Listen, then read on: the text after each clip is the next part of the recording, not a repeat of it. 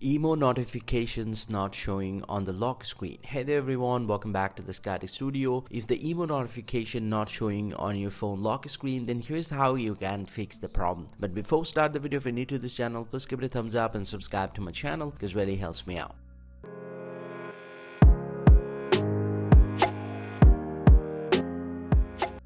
Now to fix lock screen notification for Emo, you just need to open up the Emo app from your device, and from the home page go and tap on this profile icon at the top left, and from the profile go and tap on the settings option, and then go and tap on notification, and inside the notification go and tap on friends messages, and once you tap on these you'll get to see the option lock screen notification. If it's toggle off, go ahead and enable this, and also get back from here and then open up your phone settings, and from your phone settings scroll down and find out the apps section and go and tap on apps and go ahead and search for Emo app. I'm going to search for Emo. He'll get to see the Emo app. Go ahead and tap on these, and inside the app info tap on notifications and make sure the notification is enabled, and then scroll down and he'll get to see the lock screen. If it's not allowed, go ahead and tap on these and this will be allowed, and once you do that you're pretty much good to go. Just get back from here and restart your phone once.